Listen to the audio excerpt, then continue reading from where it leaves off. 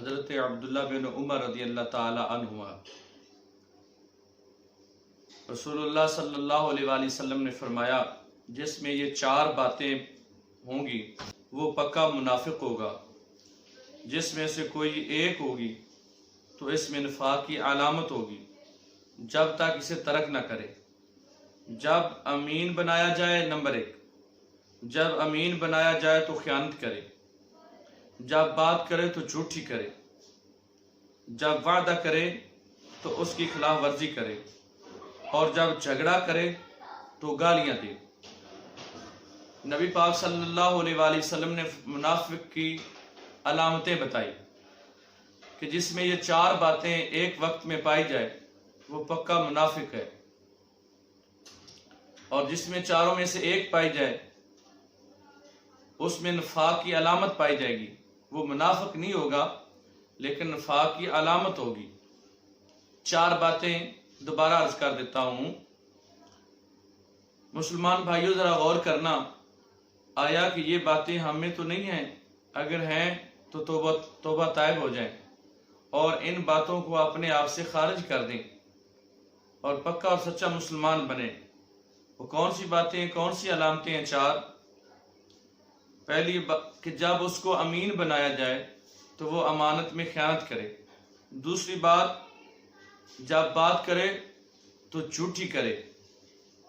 تیسری بات، جب وعدہ کرے تو وعدہ خلافی کرے۔ چوتھی بات، جب جھگڑا کرے تو گالیاں دے۔ یہ منافق کی 4 علامتیں ہیں۔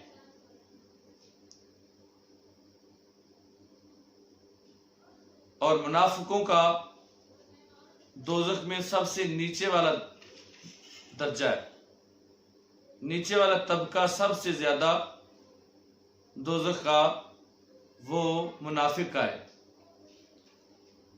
اللہ تعالیٰ پناہ میں رکھے، ہمیں ان چیزوں سے پرہیز کرنا چاہیے اور ان چیزوں سے اپنے آپ کو دور رکھنا چاہیے۔ نبی پاک صلی اللہ علیہ وآلہ وسلم نے مسلمانوں کو منافقین کی علامتیں بتا دی تاکہ مسلمان کو منافقین کی پہچان ہو جائے، یا ہر مسلمان منافقت سے بچ جائے۔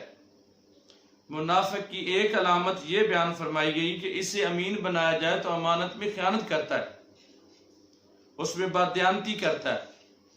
لہذا ہر مسلمان کو چاہیے، خواہ وہ کسی سرکاری عہدہ پر ہو یا غیر سرکاری، یا مسلمان کوئی اور ذمہ داری اس پر ڈالے تو وہ دیانتداری کا مظاہرہ کرے، بددیانتی سے بچے، کیونکہ بددیانتی سخت جرم ہے۔ حدیث پاک میں آتا ہے کہ نبی پاک صلی اللہ علیہ وآلہ وسلم کے زمانہ اقدس میں ایک شخص کا انتقال ہوا تو آپ صلی اللہ علیہ وآلہ وسلم نے صحابہ کو فرمایا، آپ ان کا جنازہ پڑھ دیں، آپ اس شخص کا جنازہ پڑھ دیں۔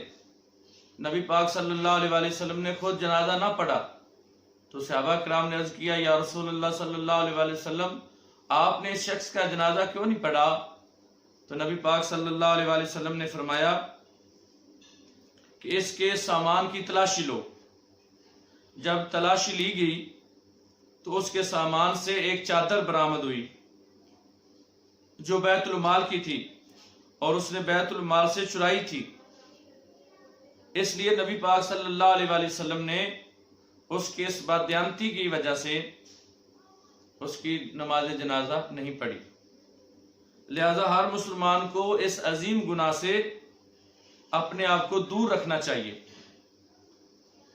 اور جھوٹ یہ مسلمان کے لیے ایمان کی کینچی ہے، لہذا ہر مسلمان کو چاہیے کہ جھوٹ اور چلاکی فریب سے اپنے آپ کو دور رکھے۔ مسلمان کی زبان پر سچ جاری ہونا چاہیے اور رہنا چاہیے۔ عملی طور پر، فعلی طور پر، قولی طور پر مسلمان کو پکا سچا مسلمان بننا چاہیے، آقا کا سچا غلام بننا چاہیے۔ اور جھوٹ چاہے کاروبار میں ہو، چاہے تحریر میں ہو، چاہے تقریر میں ہو، جس حالت میں بھی ہو، جھوٹ جھوٹ ہی ہے۔ لعنت اللہ علی الکاذبین، اللہ تعالیٰ کی جھوٹے پر لعنت ہے۔ اس لیے مسلمان کو چاہیے کہ جھوٹ سے بچے۔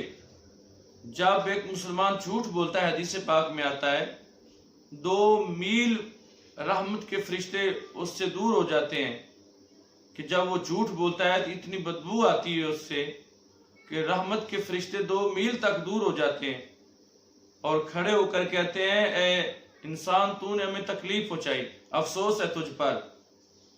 تو میرے مسلمان بھائیوں، ہم چھوٹی چھوٹی بات پر جھوٹ بولتے ہیں، ہمیں اپنے آپ کو جھوٹ سے دور رکھنا چاہیے۔ تو میں عرض کر رہا ہوں کہ کچھ تقریر میں لوگ جھوٹ بولتے ہیں، نبی پاک صلی اللہ علیہ وآلہ وسلم کے فضائل خصائل بیان کرنے سے انکار کرتے ہیں، صحابہ اکرام کا عظمت شان بیان کرنے سے جھوٹ بولتے ہیں، آل رسول ازواج رسول کے فضائل کا انکار کرنا، رسول اکرم صلی اللہ علیہ وآلہ وسلم کی اولاد کا انکار کرنا جو قرآن حدیث سے ثابت ہے، لوگوں کے سامنے تقریراً تحریراً انکار کرنا بہت بڑا جھوٹ، گمراہی اور منافقت کی عظیم علامت ہے۔ تو میرے دوستو، ہمیں چاہیے کہ اپنے آپ کو عملی جامہ پہنا کر آقا صلی اللہ علیہ وآلہ وسلم کے سچے عاشق بنے اور آقا کے سچے خادم بنے، نبی پاک صلی اللہ علیہ وسلم کے سچے امتی بنے، کیونکہ جب جھوٹ آدمی بولتا ہے تو معاشرے میں بھی اس کا کوئی وقار نہیں رہتا۔ اسلام یہ چاہتا ہے کہ انسان اپنے معاشرے میں رہے، عزت سے رہے، وقار سے رہے، سر فخر سے بلند ہو، اس شان سے جیے کہ اس کو کسی کے سامنے شرمندگی کا سامنا نہ کرنا پڑے۔ تو جب آدمی جھوٹ بولتا ہے، پھر وہ جھوٹ پر جھوٹ بولتا ہے، پھر وہ معاشرے میں منہ دکھانے کے قابل نہیں رہتا۔ اس لیے جھوٹ کی بری اس لعنت سے ہمیں بچنا چاہیے۔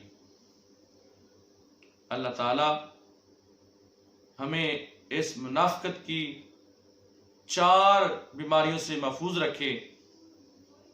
اللہ تعالیٰ ہمیں پکا سچا عاشق رسول بنائے۔